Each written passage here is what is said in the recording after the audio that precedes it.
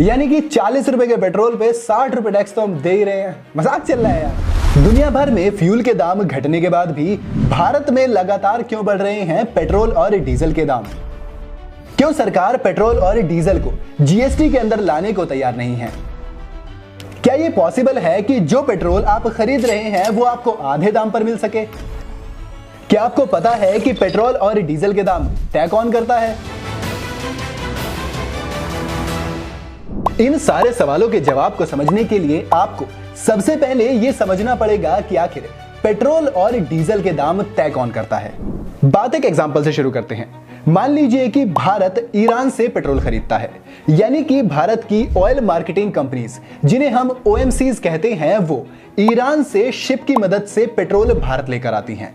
ये वही कंपनियां होती हैं जिन्हें भारत सरकार बाहर से क्रूड ऑयल को इंपोर्ट करने की परमिशन देती है, जैसे कि Indian oil corporation, Hindustan petroleum और भारत पेट्रोलियम। अब मान लीजिए कि क्रूड ऑयल यानी कि कच्चा तेल खरीद लिया गया है। अब इसके खरीदने से लेकर ट्रांसपोर्टेशन तक के खर्चे को कॉस्ट एंड फ्रेट प्राइस कहते हैं। इसके बाद इसमें इंपोर्ट प्राइस भी जुड़ जाता है। अब ये इंपोर्ट प्राइस क्या होता है? आप इसे ऐसे समझिए कि जब तेल शिप में लोड किया जाता है तो उसका इंश्योरेंस किया जाता है, बिल्कुल वैसे जैसे आपका और आपकी बाइक का होता है। अब भारत आते आते कुछ तेल इधर उधर गिर भी जाता है, जिसे डैमेज में कंसीडर किया जाता है। इसी के साथ जब शिप जिस इंडियन पोर्ट पर आकर रुकती है, उसका चार्ज भी इंपोर्ट प्राइस में जुड़कर एक टोटल इंपोर्ट प्राइस बनाता है। यानी कि इंपोर्ट प्राइस के अंदर आपका इंश्योरेंस, डैमेज और पोर्ट चार्ज आता है। अब तक ईरान से आने वाले तेल पर इंपोर्ट कॉस्ट और कॉस्ट एंड फ्रेट प्राइस लग चुका है।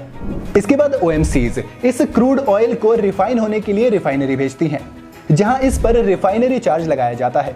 रिफाइन होने के बाद अब ये ओएमसीज इस पेट्रोल और डीजल को डीलर्स तक पहुंचाती हैं। ये वही डीलर्स होते हैं जो इस पेट्रोल और डीजल को आपके व्हीकल्स तक पहुंचाते हैं। क्रूड ऑयल को खरीदने से लेकर डीलर्स तक पहुंचने तक, प्लस उसमें डीलर्स का कमीशन ऐड करने तक जो प्राइस हमें मिलता है, उसे टोटली डिजायर्ड प्राइस कहते हैं। जिस प्राइस पर ओएमसीज डीलर्स को तेल बेचती हैं, उसे डिपो प्राइस कहते हैं।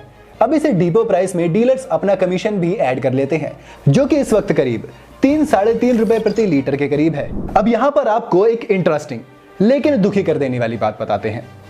असल में डिपो प्राइस जिस पर डीलर्स को पेट्रोल बेचा जाता है, वो रिटेल प्राइस से लगभग आधा होता है। अभी बात दुखी कर देने वाली इसलिए है क्योंकि यहीं पर वो कारण आता है जहां पर सरकार जानबूझकर पेट्रोल और डीजल के दाम बढ़ाती है, जो कि कुछ और नहीं, सेंट्रल गवर्नमेंट के द्वारा लगाई जाने वाली एक्साइज ड्यूटी है।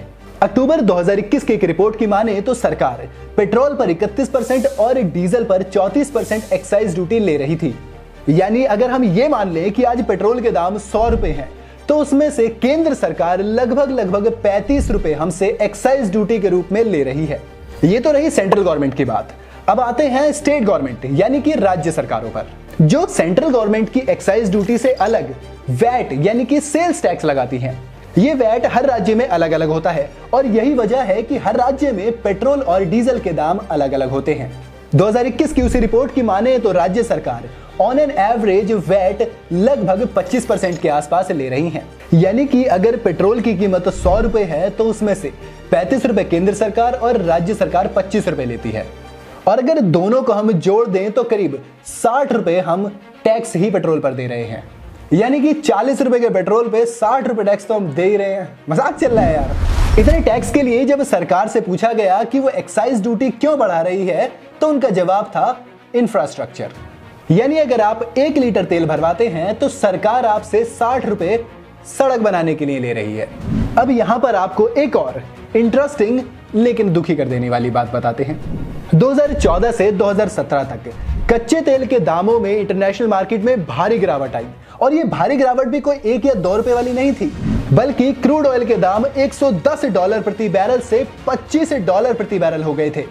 लेकिन फिर भी भारत में पेट्रोल के दाम कम नहीं हुए थे, क्योंकि सेंट्रल गवर्नमेंट ने एक्साइज ड्यूटी को और बढ़ा दिया, जिससे कि पेट्रोल के दाम लगभग उतने के उतने ही रहे। 2014 से आज तक एक्साइज ड्यूटी कितनी बड़ी है ये सुनकर आप और भी ज्यादा दुखी हो सकते हैं। 2014 में जहां एक्साइज ड्यूटी 9 रुपए 48 पैसे थी, वो बढ़कर अब करीब 33 रुपए हो गई है, जिसका इस्तेमाल होना था देश के इंफ्रास्ट्रक्चर डेवलपमेंट में। अब टैक्स तो 3 गुना हो गया है, लेकिन क्या देश का विकास 3 गुना रफ्तार से हो रहा है? आप अपनी राय हमें कमेंट में बताएं।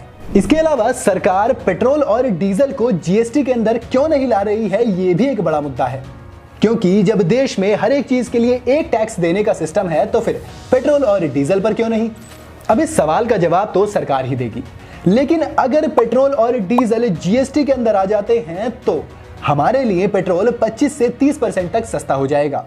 इसे ऐसे समझते हैं, अब अगर फ्यूल जीएसटी के अंदर आता है और सबसे टॉप वाले स्लैब यानी कि 28% उसमें टैक्स लगता है तो केंद्र सरकार की 35% की एक्साइज ड्यूटी और राज्य सरकार की 25% का वैट दोनों हटकर सिर्फ 28% का जीएसटी बचेगा, जिससे कि अब हमें 60 की जगह अब सिर्फ 28 रुपए टैक्स के रूप में देने होंगे। अब इससे पेट्रोल की कीमत कितनी हो जाएगी ये आप खुद ही अंदाजा लगा लीजिए। अब यहीं पर अगर राज्य सरकार और केंद्र सरकार दोनों अपने टैक्स में थोड़ा कम कर दें तो भी पेट्रोल और डीजल के दाम में गिरावट आ जाएगी, जो कि इलेक्शन के टाइम पर अमूमन हमें देखने को मिल ही जाता है। अब आपको एक और इंटरेस्टिंग लेकिन दुखी कर देने वाली बात बताते हैं। अगर आप गूगल पर सर्च करें which country has the highest tax on petrol तो इसका जवाब आएगा इंडिया। अब सवाल आता है कि इस टैक्स से सरकार कितना कमाती है? तो आपकी जेब से जबरदस्ती लिए जाने वाले इस टैक्स से सरकार ने 2020-21 में 3,89,000 करोड़ रुपए इकट्ठा किए थे, जिनका क्या हुआ ये तो भगवान ही जाने। तो अब अगर बात करें कि पूरी दुनिया और भारत में पेट्रोल के दामों में क्या अंतर है, तो दुनिया में कई ऐसे देश हैं जहां भारत से बहुत महंगा पेट्रोल है, जैसे नीदरलैंड और नॉर्वे। वहां पेट्रोल करीब 200 रुपए प्रति लीटर के आसपास है, लेकिन वहां पेट्रोल के महंगे होने का कारण टैक्स नहीं है। इसके अलावा अगर दुनिया में सबसे सस्ते पेट्रोल वाले देश की बात करें तो वो है वेनेजुएला, जहां पर करीब 1.5 रुपए लीटर आपको पेट्रोल मिल सकता है। अब वहां पर ऐसा क्या है, इस पर तो एक अलग से वीडियो बनाई जाएगी, लेकिन फिलहाल ये जानना जरूरी है कि भारत बाकी देशों से बेहतर ऐसा क्या कर रहा है कि वो सबसे ज्यादा टैक्स ले रहा है। आपको क्या लगता है, आप हमें कमेंट में जरूर बताएं। साथ ही अगर वीडियो आपको पसंद आई हो तो इसे लाइक और शेयर करना बिल्कुल ना भूलें। अगली वीडियो आप किस टॉपिक पर देखना चाहते हैं, अगर आप चाहें तो वो भी आप हमें कमेंट में बता सकते हैं। अगर आप चैनल पर नए हैं या आपने अभी तक चैनल को सब्सक्राइब नहीं किया है तो चैनल को सब्सक्राइब करते हुए जाएं।